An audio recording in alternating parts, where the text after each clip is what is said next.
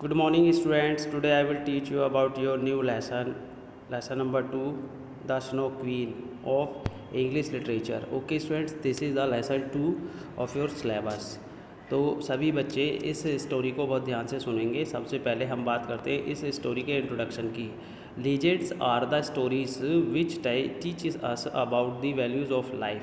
Legends का मतलब होता है जो महानायक, जो हीरोज़ हुए हैं, वो हम उनके बारे में जो पढ़ते हैं और उनकी जो कहानियाँ हैं वो हमारे जीवन के लिए किस तरह से महत्वपूर्ण हैं। The snow queen is one such legend in which A thought is given that every person is human in is heart. किस तरह से जो स्नो क्वीन है वो लोगों के दिलों में एक महानायिका के रूप में बसती है और किस तरह से लोग उसे प्यार करते हैं। Read the story and the find out your self. और इस स्टोरी को पढ़ें और अपने आप को पहचानें।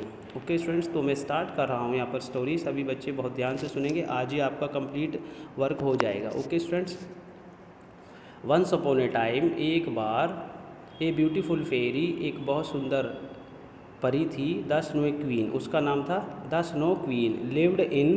Lived on the highest most solitary peaks of the Alps. वो कहाँ रहती थी अकेली? आल्प्स पर्वत पर अकेली रहती थी। सोलिटरी का मतलब उदास थी वो अकेली रहती थी। सोलिटरी का मतलब अकेली, ठीक है। The mountains folk and shepherds climb to the summits to the admire he and everyone fell head over heels in love with her. जो भी उस पर्वत पर, आल्प्स पर्वत पर जाता था, वो ही उस स्नो क्वीन के प्यार में पड़ जाता था या उससे प्यार करने लगता था। Every man would have given anything including his life to marry her. देखेंगे, every man would have given anything, यानी कि जो भी व्यक्ति वहाँ जाता था वो केवल उससे अपनी शादी करना चाहता था। Indeed their lives are just what they did give, चाहे उसे शादी करके कुछ भी मिले। For fate had decided that no mortal would ever marry the snow queen, but in spite of that many brave souls did their best to approach her, hoping always to pursue her। परंतु जो लोग अच्छे थे वो उस राजकुमारी का या snow queen का पीछा करते हैं। Such suitor was allowed to enter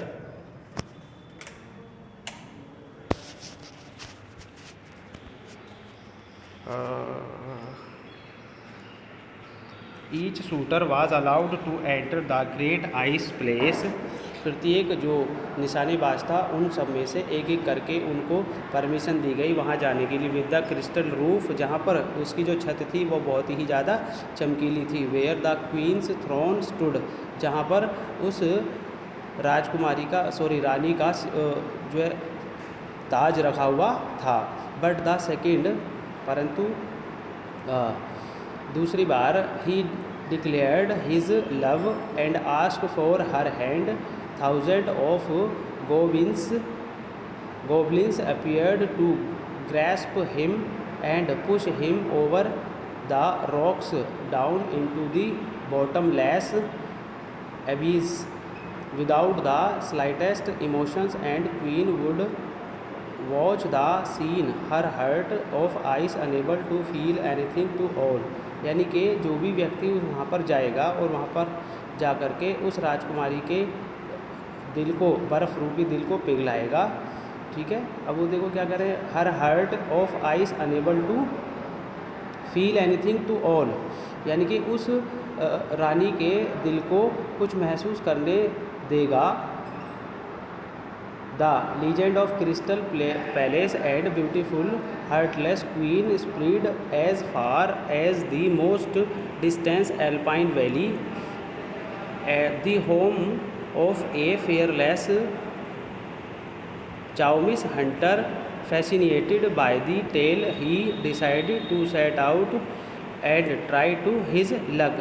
परंतु वहाँ पर एक एल्पाइन वैली के पास में एक निडर शिकारी का घर था और उसने वहाँ पर डिसाइड किया कि वो अपना इस भाग्य को आजमाएगा कि वो एल्पस पर्वत पर उस रानी के पास जाएगा।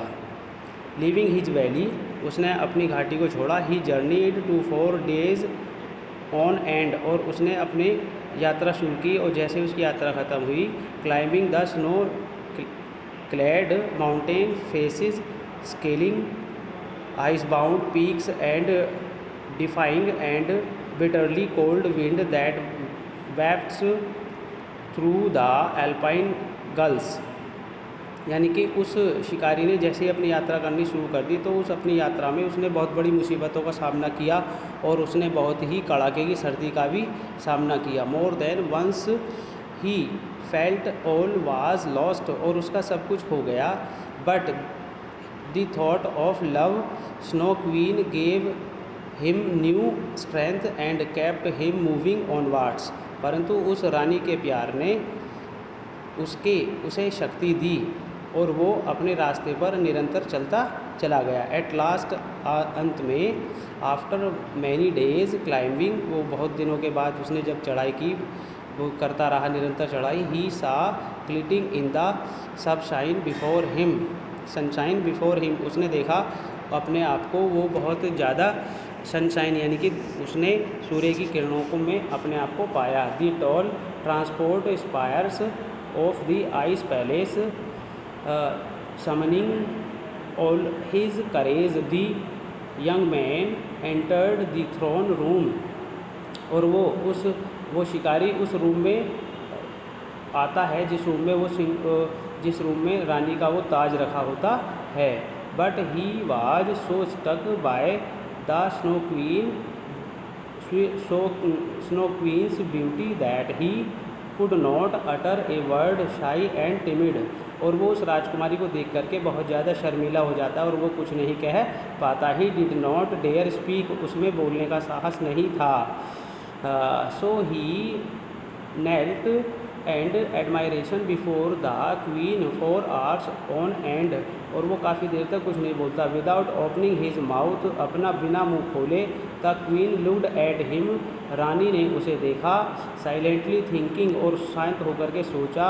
दी while that provide he did not ask her hand in marriage, there was no need to call the goblins, कि अब किसी को बुलाने की कोई ज़रूरत नहीं है। Then to her great surprise she discovered that his behaviour touched her heart, उसके इस बिहेवियर से, क्योंकि वो कुछ नहीं बोल पाया था, तो रानी जो है बहुत ज़्यादा प्रभावित हुई। शी रियलाइज्ड, उसने महसूस किया कि she was becoming quite fond of his hunter, but much younger and more handsome than her other shooters, जितने भी शूटर्स वहाँ आए थे उन सब में वो बहुत ज़्यादा सुंदर था। Time passed and the snow queen dared not admit not even to herself, परंतु रानी अपनी मन की बात उससे नहीं कह पाती है that she would actually like to marry the young man, और उस नौजवान से रानी शादी करना चाहती है। In the meantime the goblins keep watch over their mistress, और रानी की जो मिस्ट्रेस है वो उसका ध्यान रखती है। फर्स्ट दे वर एस्टोनिश्ड, पहले उन्हें देख करके बड़ा ही आश्चर्य होता है। Then they become more and more upset, पहले वो उसे देख करके बहुत ज़्यादा अपसेट हो जाती है। For they rightly feared that their queen might be on the point of breaking the law and bringing down on the heads of all mountain people the fury of fate, यानी कि वो ये चाह रही थी कि जितने भी लोगों ने यहाँ पर क्लाइंबिंग की है इस पर्वत पर, वो उसके लिए क्या लाए, उन सभी के, यानी कि जितने ये ऊंचे पर्वत हैं यहाँ पर वो सभी अपने भाग्य से आए हैं, जितने भी यहाँ हंटर्स शूटर्स आए हैं। Seeing the queen seeing that the queen was slow to give the order to get rid of her shooter, और यह देखकर रानी अपने उस शूटर से छुटकारा पाना चाहती है। The goblins decided to take matter into their own hands, और गोबिंस ने यह मामला अपने हाथों में ले लिया। One night as dusk fell, एक रात में dusk fell, they slipped out the cracks in the rock and clustered round the young chamois hunter, then they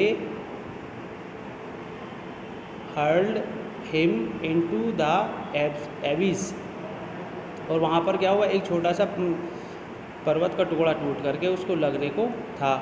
the snow Queen watched the whole scene from the window but there was nothing could do to stop them, और उसने रानी ने जब ये देखा तो उसने ये सब रोक दिया। However her icy heart melted, इस प्रकार उसका जो बर्फ़ का दिल था वो किस तरह से पिघल गया। And the beautiful cruel fairy suddenly became a women, और वो जो क्रूर वो परी थी अचानक वो एक स्त्री में बदल गई। A tear dropped from her eye, और एक आंसू उसकी आँख से टपका। The first she had ever shed, and the Snow Queen's tear fell on to a stone where it turn into a little silver star, और जैसे ही उसका आंसू उस पर गिरता है, किस पर, ज़मीन पर गिरता है, तो वहाँ से एक सिल्वर स्टार बन जाता है। This was the first edelweiss, the flower that grows only on the highest most inaccessible peaks in the Alps on the edge of the Alps and